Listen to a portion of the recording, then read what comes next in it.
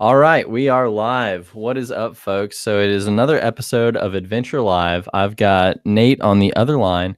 And if you missed the first episode, this is just kind of a place for us to just kind of hang out, just kind of shoot the breeze a little bit, but talk about some serious topics as well. So on a lot of the videos, we'll be in the middle of a hunt, in the middle of a camping trip, and then a lot of times we want to keep that footage streamlined. So some of those conversations sometimes get cut out. So this is a good place just to have this conversation. So we've got the live chat open as well. So if anybody wants to chime in, say, hey, ask a question, whatever, we've got that set up as well. So feel free to chat. And Nate's on the other line. How are you doing, buddy? I'm doing all right. Hey, everybody. I had a pretty good day. Today was a little bit of a different day, was productive in many different ways. But it's always good to end with a good chat with you, man. Sounds good. Sounds good. Well, great to have you on. I think something that may be a recurring segment of this kind of talk show thing is just to talk about new gear. So I think a lot of times I'll do gear reviews like after I've tested stuff. A lot of my views, like, I've shown knives that are all dull and worn out or guns that are dirty or whatever. I never show new stuff. I show stuff after I've used and abused it. So I think it might be cool to talk about new stuff. Okay, what do you got? So this, well, if I hold it up, sorry, that might help. So Do you know what this is? It's polymer 80. Yeah. Do you know what that is? Nope. Here, let's just keep going into the rabbit holes. Rabbit hole, not rabbit holes, just one. Any better? Is that like a handgun something or other? You're getting close. Is that a 3D printed handgun? Interesting. Okay, all polymer handgun, like bottom. So it's not a firearm right now. Yeah. But it's 80% complete. So basically you got to drill out a couple holes, you got to Dremel off the top, you got to cut this thing out. And then once you do any work to it, then it is legally, this is the registered part that's actually a handgun. Oh, wow. And it takes all Glock 19 parts. And so I think a project that I'm going to have, I may or may not make a video on it. YouTube's kind of getting weird with this stuff where you can't link to any gun manufacturers and technically you can't probably show anything being built, but this is kind of weird in that, like, are you assembling? Are you building? I don't know. But I think I'm going to try to make a goal to make a Glock with no Glock parts. Interesting. Okay.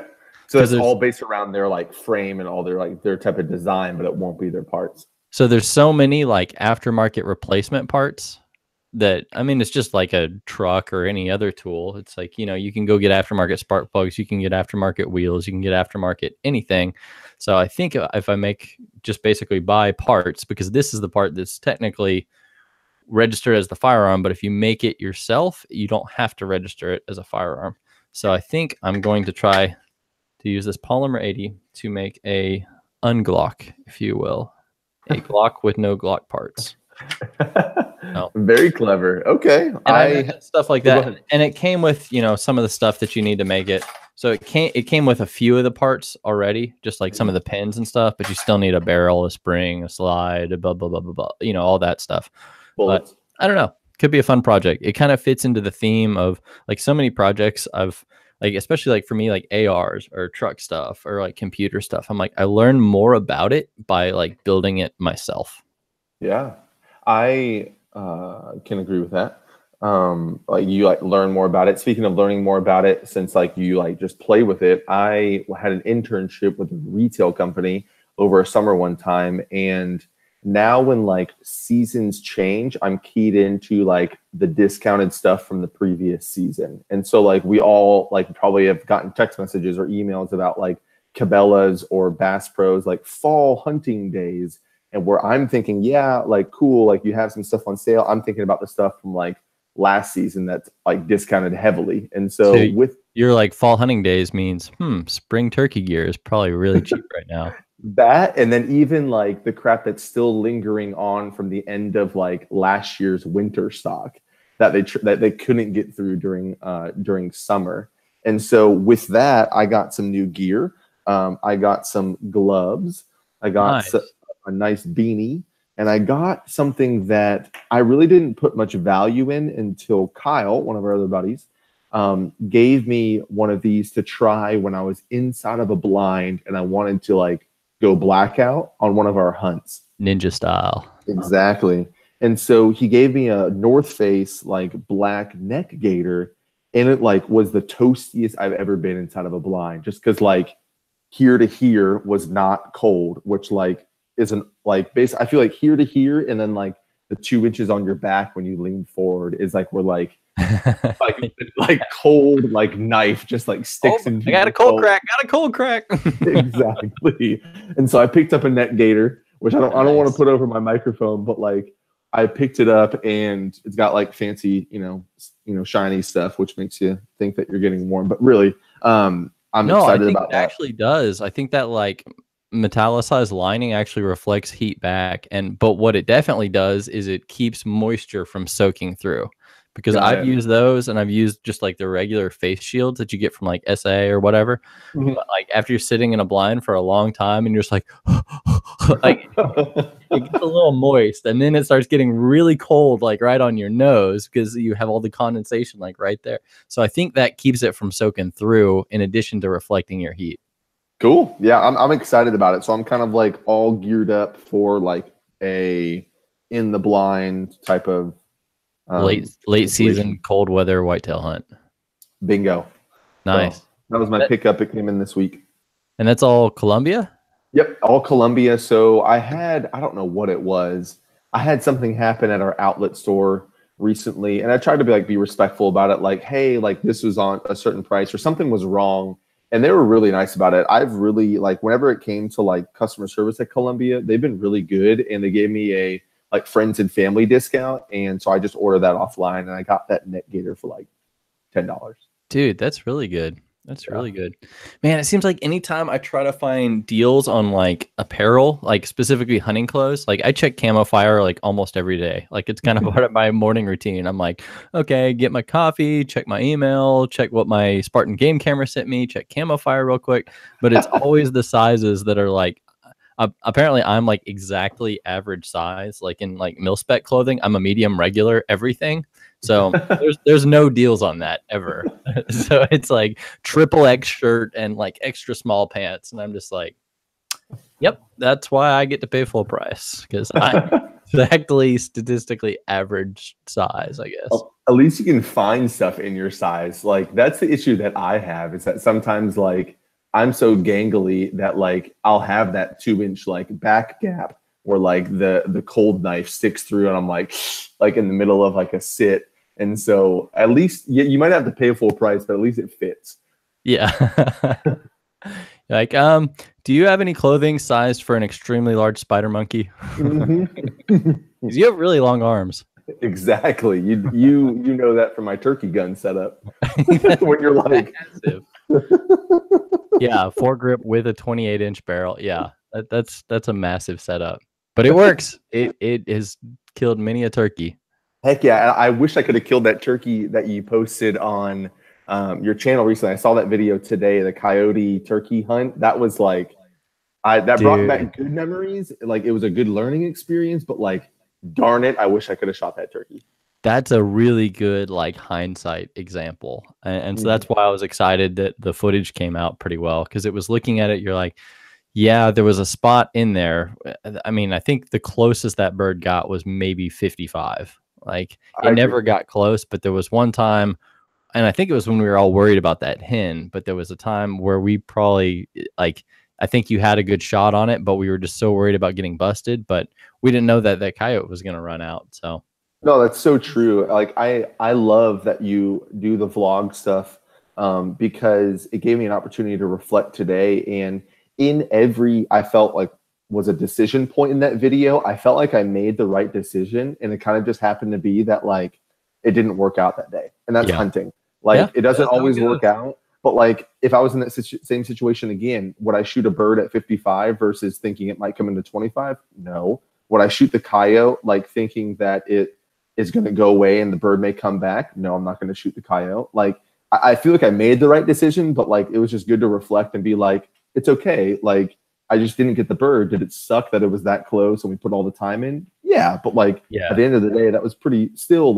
awesome footage. Well, he was hung up at first, and then he started following that hen in, so it looked like, Hmm. okay, he's gonna get closer, he's gonna get closer, and then the coyote ran out and messed everything up.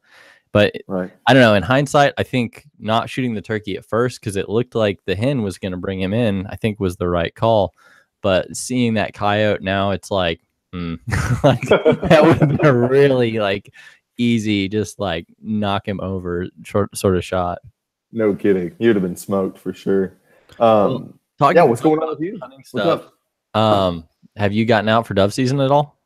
So, man, I didn't get to go out opening weekend, and that was a bummer. I got an itch even when I saw like a dove like in a puddle in the middle of my driveway on my way to work one morning. I was like, darn it. I got out this morning, but long story short, I caught 6 catfish on my dove hunt. Nice. Because being a scout, I'm always prepared, and I threw a fishing pole in the car, and I didn't see a dang dove at all at this property north of town. Oh, excuse me.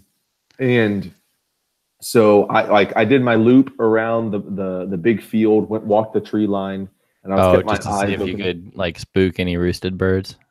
Exactly, because I got there a little bit late. I needed to sleep in a little bit this morning. But after I did my loop, I drove over to the Well, pond I'm and calling you out. I bet you that is why you didn't see any birds. When touche. when did you get there relative to sunrise? 30 minutes afterwards. Okay, gray area. Like if there's dove on the property, I would have saw something. Because you Like could have been shooting for an hour at that point. touche, but I've never seen a dove on that property. And so my primary purpose of Yeah, well, going there okay, that's a bigger issue. that. And so like I wasn't getting up that early to just not see a dove. I guess I just didn't have much faith in it. But my primary purpose was to plant my deer bait, dove hunt, and then if nothing panned out, just go fishing. And so long story short, I went to the pond. I started casting with a jig and caught 6 catfish. Nice. Well, glad you had that. It's weird to catch catfish on a jig, but I mean that's pretty cool to salvage a dove hunt with a fishing trip. No kidding, no kidding. It was peaceful. I enjoyed the morning. They mowed right around the pond, so I didn't have to like worry about snakes or anything. It was nice and clear, and wasn't like a bunch of brush. I caught a few sticks, but we won't talk about that. Yeah, anytime you're jigging in a pond in the woods, like it's hard not to catch some of that cover. No kidding. Yeah. So have you gone out? Are you Man, going out? I think this is the first year that I've missed the opener since I was like 15. Like I Mm, would literally like I remember even like way back when I was in college, like I would come back for the opener of dove season. dang. This year it's just been like work has been kind of crazy, and then recently like it's just been like raining like crazy down in Texas. We've had like thunderstorms. I think it's all just like that hurricane just spinning out all these little smaller storms, but we have a different thunderstorm like every single day. Like I almost feel like Central Florida, like except it's not a light rain at 2 p.m. It's just like Right. stormy all day. Yeah, man, that's true. You could set your clock by like where I grew up. Like you could set your clock by like the 15-minute afternoon shower. It was Yeah. insane. Yeah, we actually got some of that today, probably for 30 minutes. Like right before I got on this, it was thunderstorming pretty bad. Actually, I think we're just getting some of those remnants that you got. Yeah, if there's birds dying in North Texas, it's because they're drowning right now, not because they're getting hit with lead. Because I haven't really talked to anybody who's been able to make like I think a lot of people did good on the opener, or some people like it was all or nothing on the opener. I talked to people who Yeah. basically it was horrible, or people who limited. Wow. I actually know some guys in El Paso. Talked to them, and they 2 guys went out in the desert and they got a 2-man limit in an hour and 15 minutes. Jeez. Because out there it's so dry that like basically and the doves live in just all those like scrubby mesquites because that's all there is. So you just get anywhere close to water and they're coming right at you. Wow. Well, and not to mention too, like once you shoot them, they're landing in like dirt. And Yeah, so you can they're like easy to find. exactly. I've probably shot as many birds that I haven't found as many birds that I have found. in Dang. some of the properties that we've been at, just because like in that tall grass, or if like you're in the field of like sunflowers, like if you lose track for 1 second, you're Yeah, done. Like you're not finding it. a bird in the hand is way more than two birds in the sky, or however that saying goes. Yeah. Man, there's a lot of people watching and commenting my what did I call it? Do you suck at dove hunting?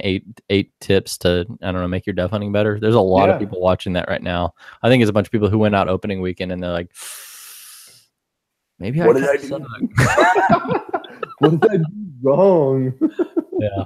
Man, and I can't believe I haven't been out hunting this year. There's, if the weather's nice tomorrow, tomorrow evening I may go out, or at least I'll be scouting for deer, and I'll probably bring my 20 gauge with me just in case one happens to fly right over the top of me.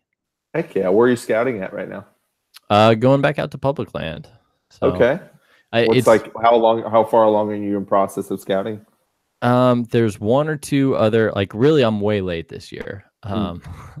There's a few places where I know, like when I pulled my camera the very first time, I got some good bucks, and that's a spot I'm excited about. And then I kind of moved some cameras around.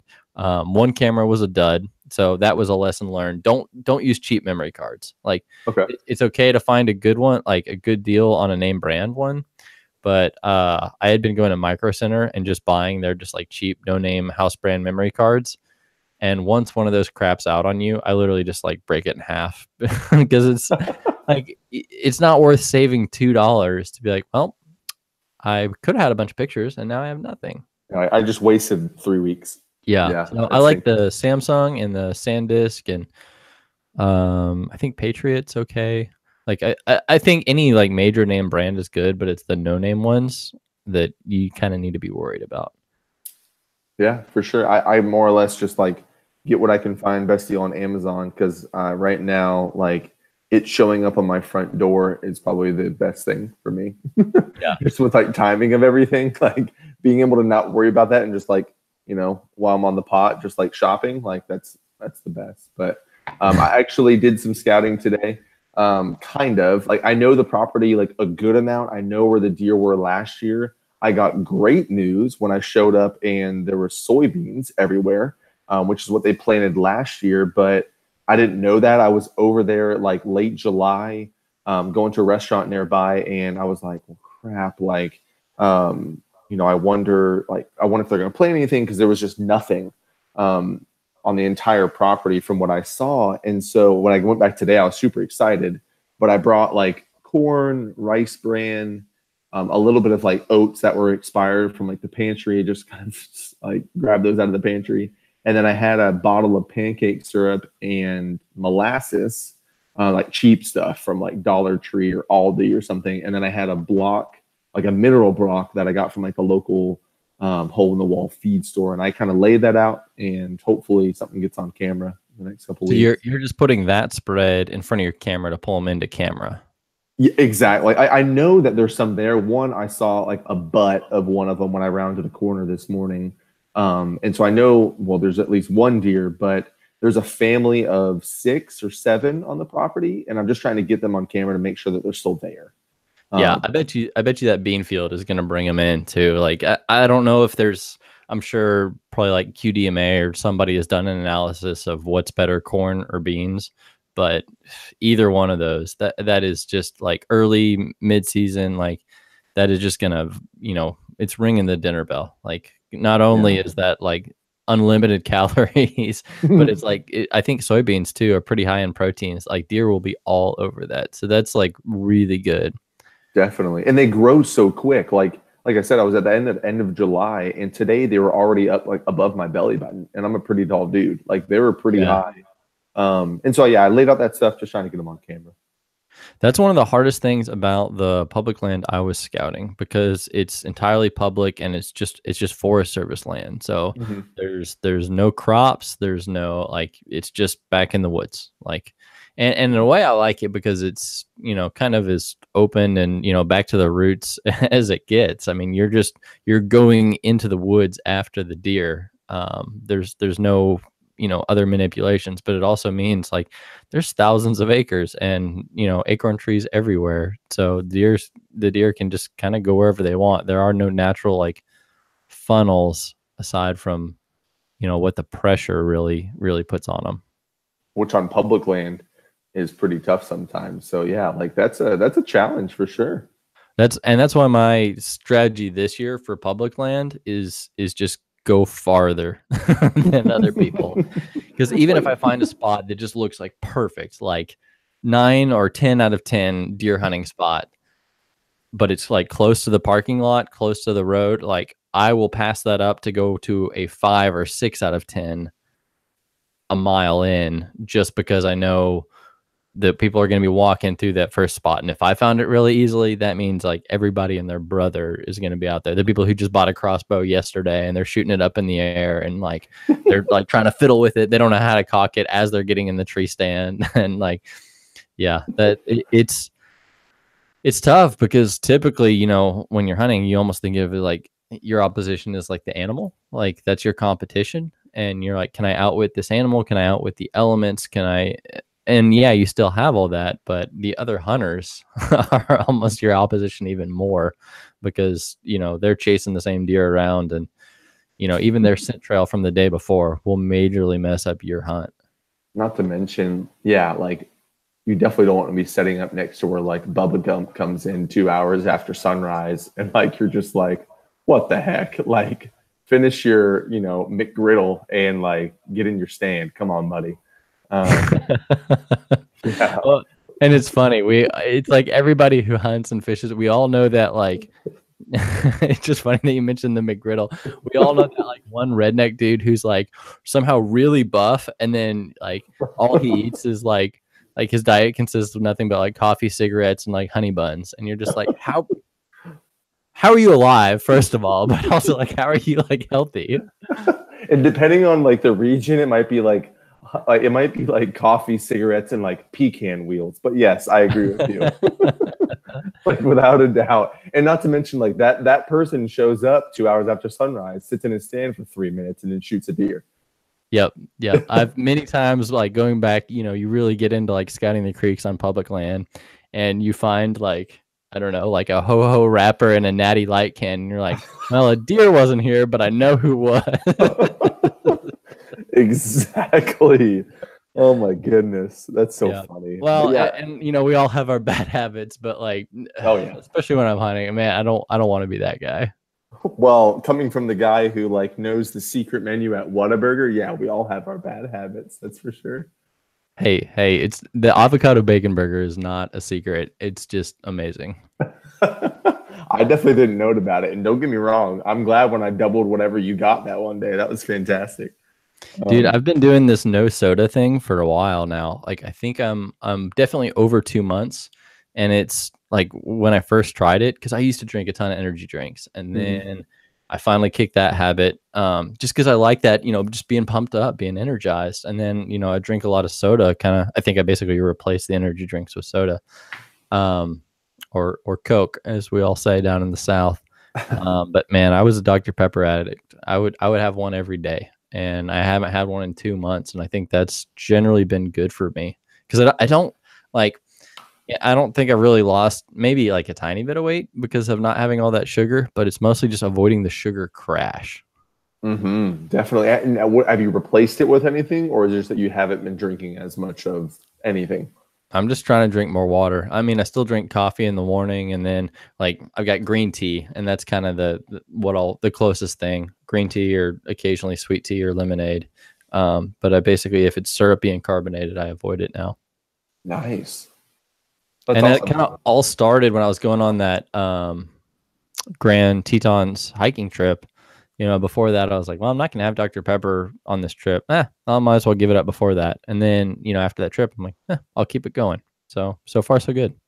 Nice. Good on you. I did that in high school at some point where I got rid of all soda, and it helped me lose a lot of weight just because of like the carbohydrates, the sugar. And then, yeah, I agree with you. Just like the sugar low and everything. And just like, unwanted or really unnecessary calories and everything. And I've kind of kept it up, but like I enjoy going to the local burger shack and grabbing a Coke and a fry and, crinkle cut fries, that is. Nice. But yeah, I feel you there, man. I like it when it's a treat, not necessarily when it's a necessity or a part of the rhythm. Yeah.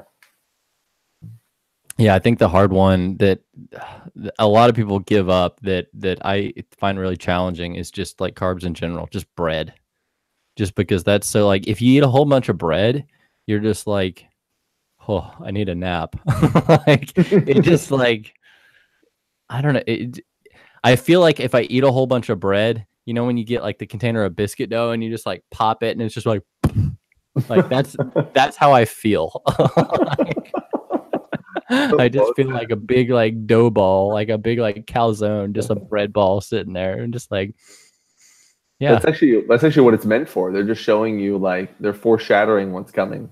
Um, foreshadowing what your afternoon's going to be Dude, like. that would be like a crazy design project if they had like one of those like biscuit tin things that you pop and just like they made it look like a shirt and pants, and that's just like a belly that pops out. Just here's your big fat dough belly. That's right. Here's your spare tire. That's what. Man, I That's struggle what. with that because I love like the like savory, salty stuff, like pretzels, chips. Like that's hard for for me to give up. Venison jerky.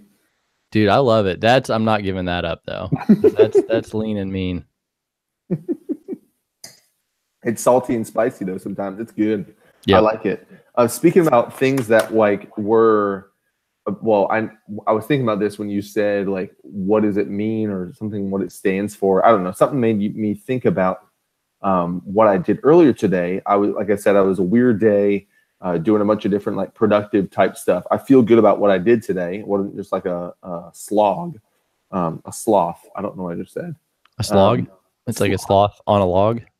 Exactly. That sounds really slow and lame.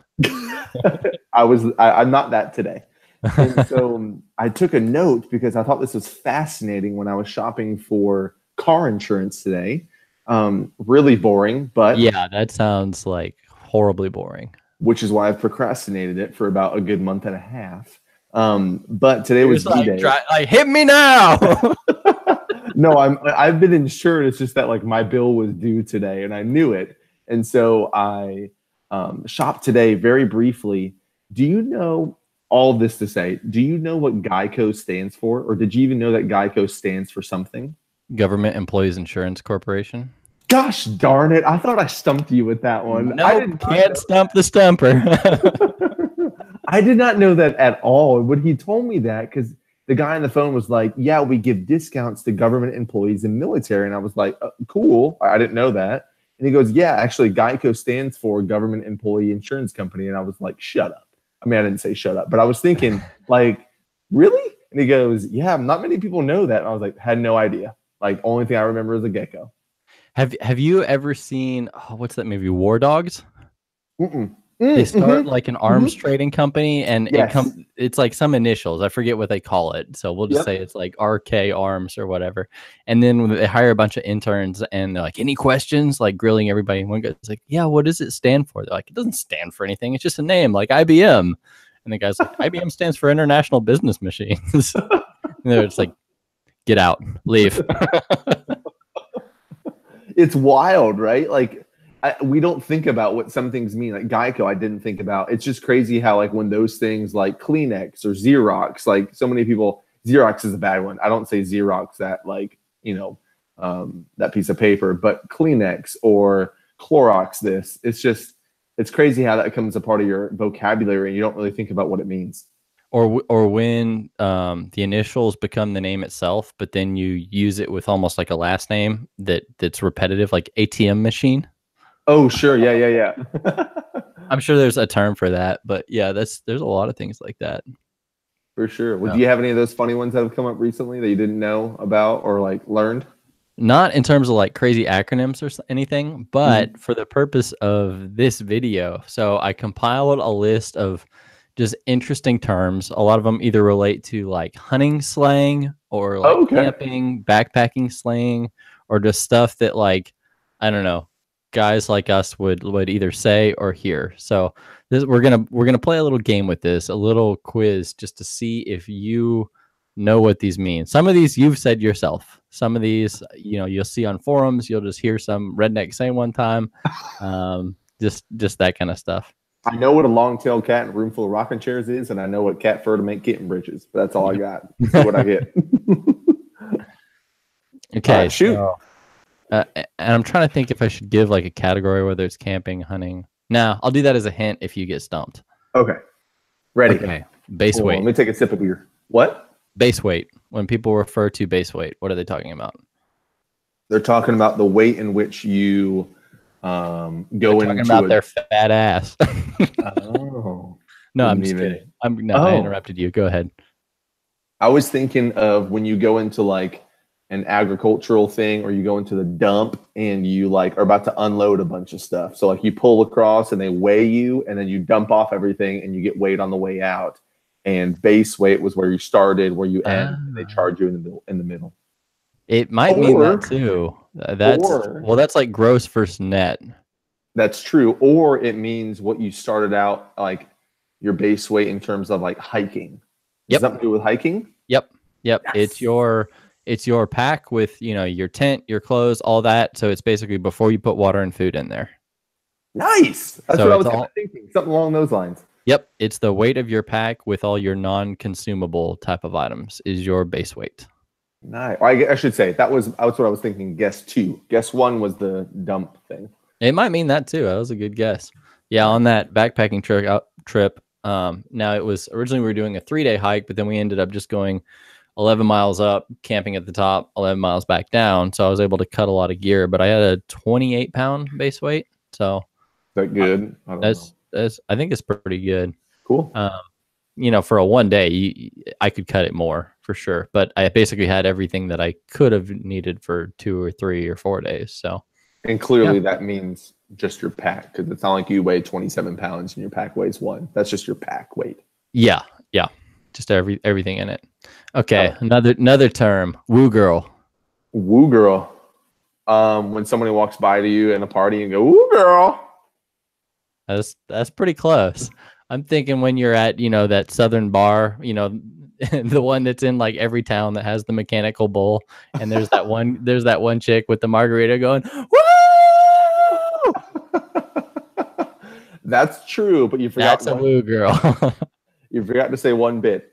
Not every town, every Texas town. Yep. But you go into any Texas town at a bar, and there will be the old folks. There will be the bachelorette party. There will be all these groups. But there's a woo girl. Definitely at like a rodeo, that's for sure. That like crowd is everywhere. Yep. So that's a woo girl. Okay, hit me. What's the next one? You got any? Dove nozzle. Dove Gozzle? Dove nozzle. The This is nose. one that I first heard from you. Oh, What's a dove nozzle? the nose of a dove. That's too logical. Dove nozzle. I forget, and I said this to you. What is it? I don't think it's a term anybody else uses. I think we were hunting one time and there was nothing out there. And all of a sudden there were a bunch of birds, and you're like, well, somebody opened the dove nozzle because there's a whole bunch of birds out here. I forgot about that. That's really funny. It's just one I remember just because I've never heard anybody use the term dove nozzle before. I like that. I kind of forgot about that, but that's good. I'm glad you remembered. Dove nozzle. That's All right. Next one. Crampons. Technical term. They're what you use for your foot when you're traveling through ice, maybe. 2, it could be when like you're a dude and like your stomach hurts and you have a cramp. It's the first one. Oh, okay. But that's why I included it in the list, because it definitely sounds like a female type of thing. It does. It does. What about slabs? Catching some slabs. I don't know. That stumped me. Slab. As in like a slab of beef. You look like a slab, so you can maybe taking a nap. No. I don't know. You got me stumped. You did it today, but you did not catch a slab. That's your clue. Hunting? Nope. Nope. I don't know. Fishing. I give up. Fishing. Really? And usually a slab is a big crappie. It can be a big any fish, but usually because a crappie, they're that, almost pure circle shape. They're just a slab. So you catch a big crappie, that's a slab. What's a lunker? I'm not asking. I'm big bass. A big bass. Okay. a big anything really. Like when it's just Gotcha. a big heavy fish, you're like, oh, I got a lunker. Gotcha. Okay. That's what my father-in-law used that on a fishing trip that we went on. And I mean, I know the YouTube video as well, but like or the YouTube channel, but It's um, also a noun for one who lunks. touche. Um, what about tree rats? Mm. Squirrels. Yep, nailed it. Nailed it. Yes. Slick heads. Snakes. Ooh, no, but Turtles. also has a slick head, but no. Mm. Don't know. So I guess we'll use it in a sentence. So I went out this morning and I passed on a nice 6 point, but I shot a slick head. Oh, a doe. Yep, got it. Wow. Okay. You Yeah. know that in Tennessee that they changed the antler restriction and quote unquote antler deer is a deer that has at least one antler larger than 3 inches. AKA, you don't get penalized for shooting a button buck anymore. Huh. So if it's a little nubbin buck, it counts as an antlerless deer on your Exactly, tag. which the owner of the property that I was at shot this year because he thought it was a doe. Now, granted, I learned like the year before that like usually if it's a lone doe, it might be a button buck, so be careful. But yeah, he shot this because it was a deer that was in range. He thought it was a doe and whatnot, and he came across it and it was a button buck, but he couldn't tell at And distance. it's a 3 inch antler. That's Yep. interesting because technically what counts as a point legally, in terms of like how people score points, it's 1 inch. Well, Interesting. it has a point has to be 1 inch. Do I have antlers around here? Say something interesting. I got a shed. I'll go grab it. Well, I know in like looking up some of the like stuff that's in Texas, like there was a little bit of like whether it breaks through the skin versus like being like a little nubbin. But I'm interested to see what rack he actually brings back because there's some interesting racks that you have. Which one did you bring back? So not a very interesting one. It's just an old chalky shed I found. It was just the one closest to me. But legally for it to be a point, so it's got to be at least an inch tall, and then it has to be taller than it is, in diameter. So it can't Oh, be. So if you have this like really wide lump that's not very long, it's not a point. what if it's been broken off? Ooh, that's a tricky gray area. I think if it still goes by that same rule. So it has to be longer than it is wide and it has to be at least an inch. And I think it still counts as a point. Does it have to be facing up or can it be like one of those danglers? Well, a drop tine? No, that still counts. Yeah. Cool. It doesn't have to like technically so this is a good example. Yeah, that's what made me think of it. Because this is still a point on the main beam, but this is not. So this would have been, 1, 2, 3, 4 on this side, but it would just be 3 scoreable points because that's not an inch and not taller than it is wide. And that's in like the whole like trophy world. Yeah, I think it's for anything. It's like if they're like some states like Texas, we don't have it, but some states there's actual like point rules. Like it has to be at least a 4 point or something like that. But it's also in terms of how you score it. But that must be in some of those Midwestern states where they have the big boys. Yeah. So that's more for that stuff. But interesting to have these kind of props on hand. And this is like a really like crappy shed too. But I don't know. Whenever I find stuff like this, I always keep it just because it's cool. Worst case scenario, you can throw it to the dogs versus spending like $8 for like an inch of one of those at like TJ Maxx or something. Yeah, dude, dogs love chewing on that kind of stuff. I They think do. that's why that one looks all chewed up because I think like rats and stuff chew on it too in the woods. Well, so that was like kind of fun. That was like a cool game. Oh no, dude, we got more. We got more. Nice. Okay, I like playing that. Bivouac. What does it mean to bivouac? Bivouac. It's one that you'll hear more in like adventure novels and like maybe like some pseudo TV like camping, hunting, adventure celebrity might say it, but it's not like a very common term. Is it like when you go camping in like a bivvy? I think bivvy comes from this term. Interesting, like minimalist camping. Kinda. I don't know. That's the best. So I think a bivouac is basically an impromptu like when you have like a tent spot or like a minimalist tent spot in a not real camping area. Like you just like cram your like sleeping bag, in between two bushes and just like find this like small little patch that's not a real camping area, but it's just where you stop in the trail to camp for that night. Usually like unintentionally, like, well, we ran out of daylight, so we're just going to bivouac camp right here kind of thing. Where'd you hear that term?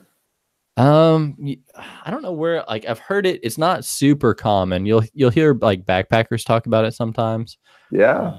I don't know why I kind of thought of it for this list and then looked it up again just to make sure it was exactly what I thought. So I think bivy comes from that because it's basically a mini sleeping bag tent combo that you can put anywhere. So you can bivouac with a bivy. It's just the noun of this. That's really interesting. Okay. Next term, speed goats. When someone says, I went hunting for speed goats, what are they talking about? As in like a ram or an owl-dad? Owl-dad? No. Speed. Think faster, speedier. Kangaroo? Nope. Or an antelope? Yes, but yeah, Pronghorn. Pronghorn specifically. Nice. Did you know that pronghorn technically aren't antelope? Yeah, they're closer to giraffe. Really? No kidding. Look it up. Google it. Huh. Well, their head's not closer to giraffes. It's true. They could be considered part of like the rat family instead of like the giraffe family if we're thinking about like proximity to heads. But like, yes, I looked that up one day because I was wondering something at some point. I don't even know why I looked it up. Probably just like a rabbit hole of just YouTube or something that I looked it up. Yeah, pretty crazy. So the next one it's actually a product name, but it's kind of is used as a generic term too. And this is one that it's kind of like crampons. I added it to this list because it sounds like something else, but it actually is a hunting/camping term. Pocket rocket. I mean, it's the stove, right? That like we've camped and like used before, like the little red MSR, like MSR, Mountain Safety Research. That little, it's like the go-to backpack for me. It's my go-to backpacking stove, and for a lot of people as well. If you type in backpacking stove on Amazon, like every single model is based upon that pocket rocket. So I think there's like another popular one called a Volcano that's just like a knockoff of that.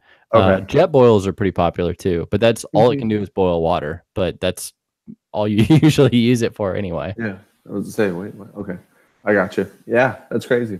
Getting drawn. What does it mean when you get drawn? As in, like drawn for a hunt, like a drawn hunt. Yep. What did you have? I actually applied for a caricature artist to camp with you. That's true. But I applied for some of those last night. I'm hoping I get some. I missed I don't know what I was thinking. I missed some of the ones for Tennessee, but did you get drawn for any? I got drawn for that dove hunt. Nice. And I missed all the archery ones. Shoot.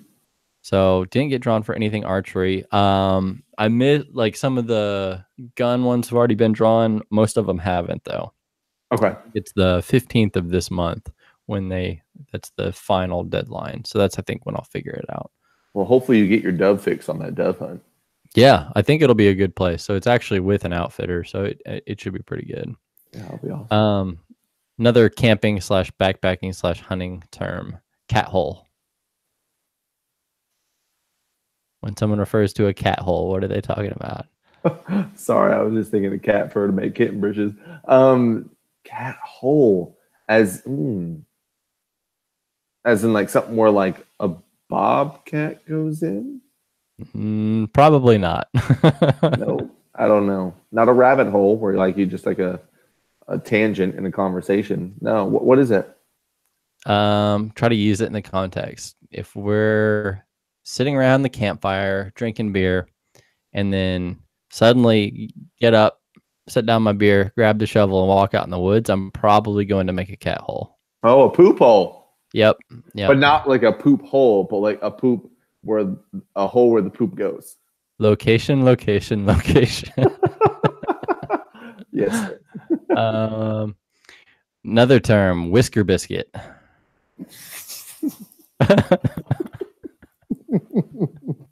Where'd you go? I don't know what I thought of when you said that. That was just a funny term as I took a That's sip why of I picked beer. all these terms because they're all like hunting, camping. Well, Woo Girl wasn't hunting or camping related, a different but type of the hunting. rest of these are like really funny sounding terms on their own, but actually mean something. That's right. You're pursuing. Never mind. Pica. Is that a whisker biscuit? No, That's no. a cute. Have you've seen pica though out in Grand Tetons? Yeah, I was That like, could what be a is this whisker earless? biscuit. I'm like, I found an earless rabbit. It's like a little couch, like a furry couch potato. Like Yeah. pica. Okay, everybody who's maybe seeing this video, Google pica and go wherever they are because they're probably going to be endangered and extinct within the next 10 years. And please go see them. They're like my favorite animal. I think they're so cool. They're awesome. Yeah, it's just a little like furry little flesh ball, like halfway between a mouse and a rabbit. I saw Yeah, one in Tetons on the same trip where I snuck up on that marmot and touched him. I'm glad that you saw one in Grand Tetons. I didn't get that high in the Tetons when we were there a couple years ago. I saw them in Glacier when we were there, and it was just like I wouldn't have saw it if it like saw it. Anyways, I wouldn't have saw it if it wasn't like just like a ranger pointed out this little nugget on top of a rock. Like it was wild. Yeah, they're cool. And I'm surprised that they're not like rats where they hide away. Like the one I saw was just sitting on a rock like in the open too. Like I was surprised at how I'm like, surely a hawk is just like, yes. Afternoon snack. Yeah. I don't know what a whisker biscuit is. It is an arrow rest on a bow. So you can have like drop away rest that like when the arrow's fired, it drops so it doesn't touch the arrow. But a whisker biscuit is just like a circle with like it's like a brush, but it's a circle. And so it's a biscuit because it's round and it's whisker because it's actually a product name, but then there's a bunch of like knockoff products, but everybody just calls them whisker biscuits. Interesting. Okay. That one Gotcha. was a new one. What about a chuck box? Oh, that's like Boy Scout stuff. That's where you put all your food stuff on a camping trip. Yep. Yeah, I knew Chuck that box goes on the chuck wagon. one. Touche. Yeah. Cool. Well, yeah. So that was just, we may kind of continue this game another time. So it was all just like, based on like hunting, camping, adventuring terms that all kind of are interesting or sound funny. So hope that was fun. I was. I don't think I failed that test. I think it was like a good 72, like 77 maybe. I got like a C or a D. Like Yeah, you did I'm pretty willing good. to do that. I'm surprised you didn't know. No, you did get speed goats. It was Yeah. just on like your second or third guess. Yeah. Which one? Dove nozzle. That's the one. That's a Nate term. That I invented that I didn't realize. Yeah, no kidding. Yeah, that's in context that makes a whole lot more sense. Well, anything else that I don't know you're finding interesting or kind of want to talk about? Not at the moment. Yeah, like an interesting day. I was bummed, gosh darn it, that you knew the whole Geico thing. I thought that was a fascinating thing that you wouldn't have known. Yeah, not too much. Anything for you? Not really. I mean, I've been staying pretty busy. Something I was kind of pondering on. This is something we talked about a little bit on our kind of lost archives video when we tried to do one of these and then had some connection issues. We kind of talked about it a little bit. I realized like I stay so busy with stuff. I haven't been bored in years. Like I realized that, anytime I think I never actually sit there. I'm like, yeah, I'm bored. I don't know what to do. I have nothing to do. I realize I'm just procrastinating. And so I was wondering if you had any opinions on the difference between boredom and procrastination. And is boredom like a feeling or is it like a state of mind? Like, is it just like, do you make up your mind to be bored or is it just when there's nothing else, that's what's left? Ooh, that's a good question. I think it may be something where your choices of the state of mind lead to boarding. So I think they're connected, right? So I think that if you have the time and the space, which it seems like you don't, because you fill it with work or you fill it with hobbies or you fill it with weekend warrior stuff, which you're great at doing. I think that it's a state of mind that like by being a choice and like allowing yourself to be in a certain state, you eventually get to the feeling of boredom. That makes sense? Yeah. Yeah. And Because I I think, feel, go ahead. no, I was gonna say, I think I agree with you. And I think the opposite of it is anxiety. It's the idea that, like, so boredom is when you're like, well, can't even think of anything that's worth doing. And anxiety is like, well, there's so many things that that I just don't have time to do, won't get to. Like, I kind of think they're almost polar opposites. And I think that that choice that you just talked about, the conversation in your head, is where boredom starts. I Yeah. think when if somebody says, I can't think of anything to do versus there's so much to do, I'm paralyzed by it, is where like the anxiety versus boredom happens. And I think that like living in the middle is kind of where to be in that situation of So like, you create boredom. Boredom is a created construct almost. or you allow the space for it to happen because it can happen to anybody. It's just like I think it's the state of being still and not being okay with being still, because we've talked about like, well, shoot, you're still when you're hunting, Yeah. but like you're choosing to be hunting, there's a purpose for it. So like when you're still and you chose it but you don't like it and you don't know where you're at, like it's not being okay with it is the problem, and like you think that you're bored. So yeah, I could say it's a choice, but like it's a feeling that you choose to feel.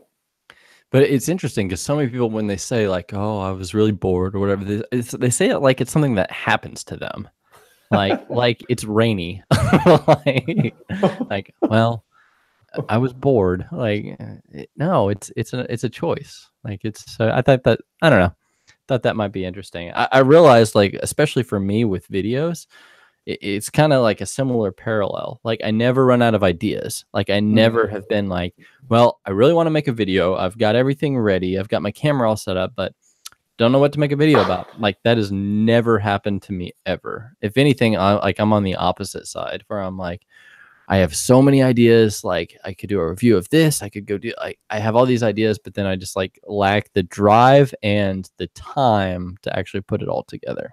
I don't know if that's even related to being bored, but it's kind of that, like, is it a lack of drive or whatever, or is it, something where you're just out of the idea or the concept? Yeah, I think that's interesting because the I think you can even string that out to the fact that like, do you feel any feeling because you choose to feel it, or is it some of the circumstances around you? I think that's like comes into like ownership of your own feelings. Like, do you Yeah. allow things to happen to you? Like, do you allow yourself to be affected by the situation around you, or do you choose to feel a certain way at a certain time? And like, granted, like you have a barrier in saying, like, for instance, with a spouse, like I open my barrier to say, okay, this person is allowed to affect how I feel because I'm living life with them. But then you close your barrier off to like your colleagues at work that piss you off because they don't know how to do this or that, or because they just agitate you. Do you see what I mean Yeah. there? Yeah. But the ownership of your own feelings is like a crucial part of that. Like, Yeah. especially like in today's culture, when somebody will scream and they'll be like, I'm offended. Like, Gosh. so, like, nothing happens. Like, if you're offended, like that's your choice to be offended. Like, it doesn't affect who I am or what I do. Like, sorry, but not sorry. And like the limits on that are saying that like whatever comes through your ears can't really impact you. But like if somebody causes you bodily harm, your body's going to react and say, ow, that hurt. Like I get that part, like in saying that you can't control your feelings. If somebody like punches you and like your body feels like a certain like reaction to that. But if something goes through your ears and like you have to listen to it and it quote unquote offends you, you have a choice of whether or not that offends you. Anytime somebody, like, whether goes public or something or whatever it is, but anytime somebody's like, yeah, I'm offended, that's, to me, that's the same as saying, that person saying, reality is subjective and you're required to interpret it through my lens.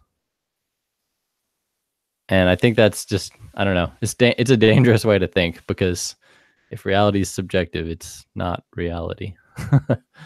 Well, yeah, and if you extend that out, like turn it on its head and turn it the other way, flip it over and say the person who just offended you really could say that to you and say like, you just offended me by saying that you're offended and you have to see the world my way. Like that's just like Oh, this world's a gross, whiny place.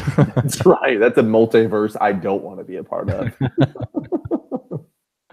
on any level. Yeah, seriously. The Well, only multiverse I want to be a part of is the different stations of college football that I can watch. man, and that's where we disconnect. Like you are so fired up about college football, and I'm just like, man, I used to care too. Like I used to be really passionate about both NFL and college football. But Mm-mm. like the last couple of years, I just like can't get excited about it.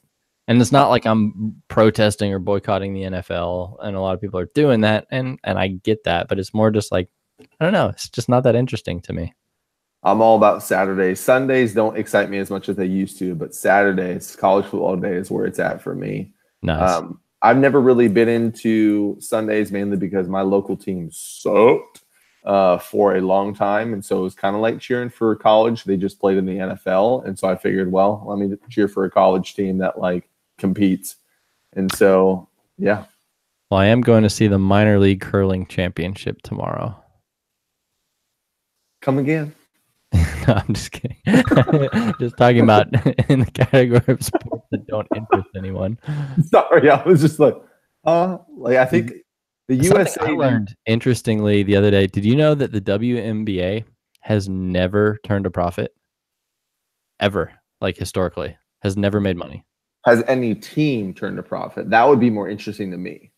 I can see that I can see that the entire league hasn't because that's tough because there's a lot of markets out there that just don't care. Yeah, There's a lot of lower NBA markets that don't care. NBA's been around a lot longer. yeah. Like there's just a lot of lower market teams that just don't do well, and they only survive on like the shared profits of everybody else.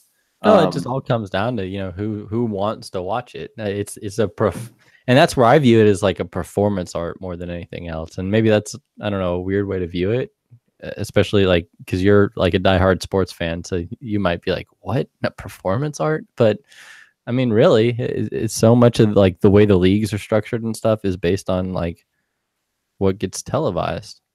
Well, no, you're exactly right. I'm a diehard sports fan, but I'm for very specific things, and both of them that I would think my two top teams are both college teams. And I think even like to take this even farther, like if you want to talk about things that are performance art, one that thing that I wish that was compensated more as a performance art is teaching. Like if we value teaching as much as we did athletes in this country as like performance art, like good gravy, things would change. Yeah, yeah, that's interesting because Because you that's have that's honestly a performance art. No yeah, kidding. yeah. But Huh, that's a good way to view it. That's interesting. Well, cool. Well, I think that'll kind of wrap it up for today. So, kind of played a fun game about this funny terms, talked a little bit about kind of hunting season reports, talked about some deep and interesting stuff as well. Unless you've got anything to add, I think let's close it out. yeah, man, I'm glad we got the chit chat and chat chit today. It was good. I'm almost done with my beer, so it's about that time. All right, perfect. Well, thank you to anybody who watched it live. And if you're watching this months, years, whenever later, thanks for watching. Until next time, stay safe, be free, and never stop seeking adventure.